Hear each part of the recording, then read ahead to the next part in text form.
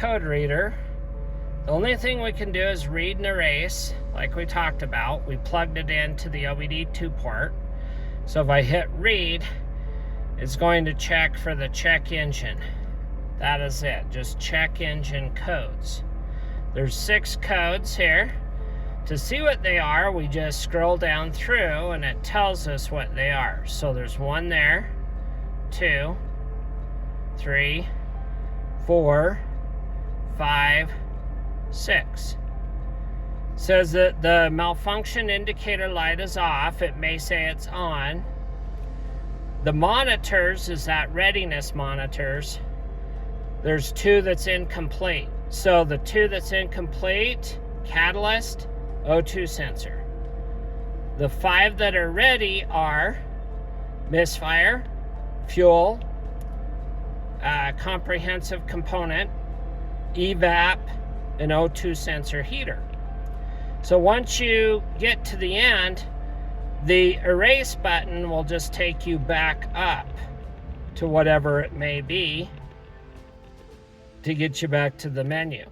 If you clear the code, we simply push this down and hold it, and it'll ask you if you want to erase, and then you push it again, and it will flash little lines across here, and it will clear it.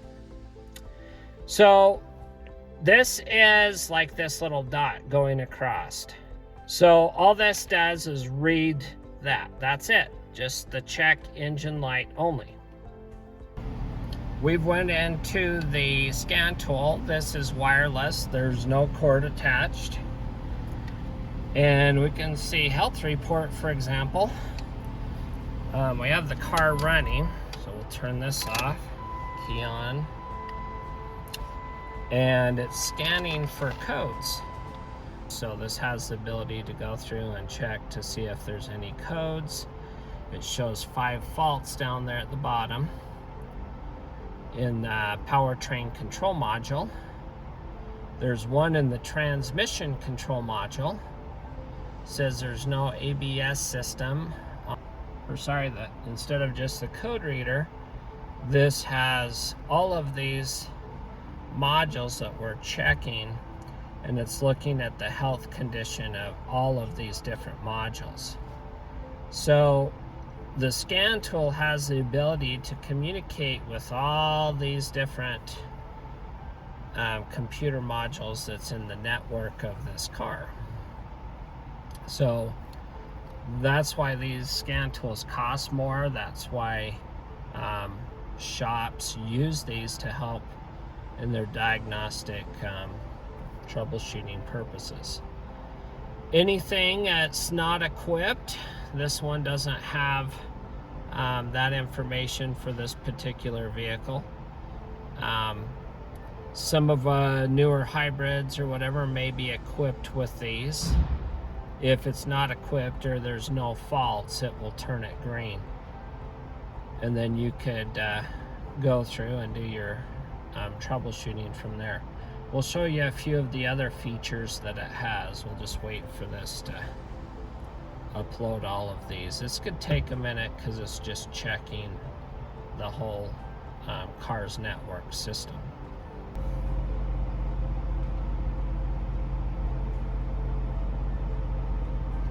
Okay, so after it's went through and done its scan, you can see there's 5 fault codes on the PCM, 1 on the transmission control module. I accidentally bumped the transmission control module. It shows that the battery is disconnected, for example. You can see how they populate the codes, which was the same thing as what the little code reader gave us, except we have a new one here. This one actually shows the fuel pump control circuit has been open before. So self-restraint system, that's our airbags.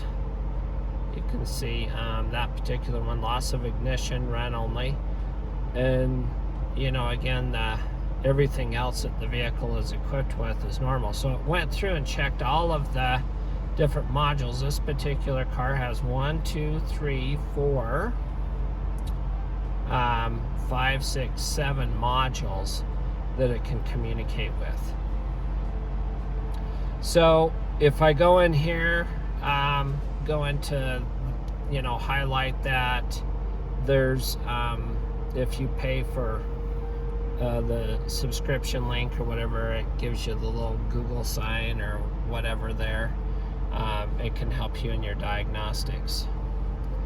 We will exit back here to the system selection, and these are the modules that it went through and checked, right? Some of them, the powertrain control module, were we know that's on the car, so we just select that, and then it will load that information to the scan tool through Bluetooth.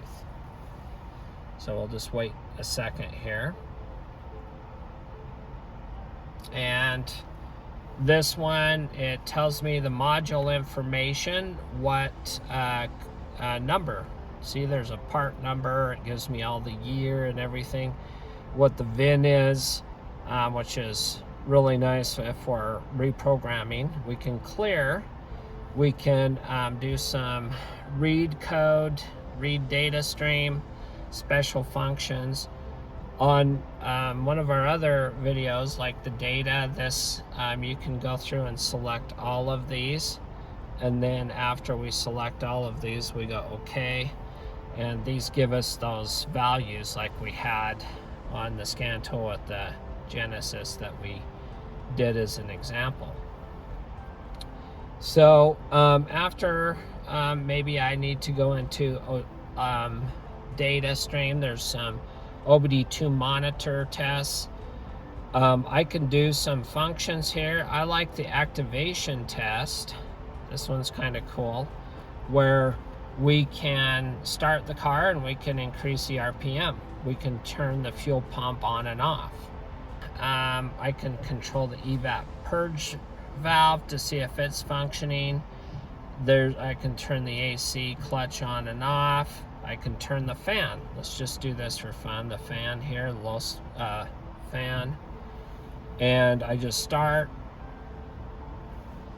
And you can, let's do that. You can hear the fan running. So that's checking the electrical system of the fan, and then we can turn the fan off. And then we go back, and then it will turn that fan off. The injectors, we can turn fuel injectors on and off to test those. I can turn lights on and off. I can turn the cruise control light on to make sure the cruise is working on the dash also. So right here with me activating the cruise, if you want to see this, see how it puts the cruise on the dash. And then I can just back out of that. It ends that session, and then I can go turn on another light. So engine temperature, right there, there's the engine temperature light. Okay, so I can see if these lights are working on the dash by using this. The charging system, that's going to be a battery light. Okay, same thing.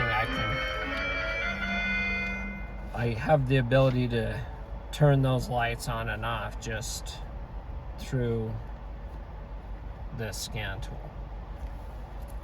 If I want to look at the driver's door module, if we have something like this, this is cool. If it has this module, which it doesn't, some of the vehicles, and when it has that module, you can roll the windows up and down. So you could test the windows electronically to see if they function up and down. So based upon what the vehicle's equipped with through the modules, you can see the wiring, turn things on and off.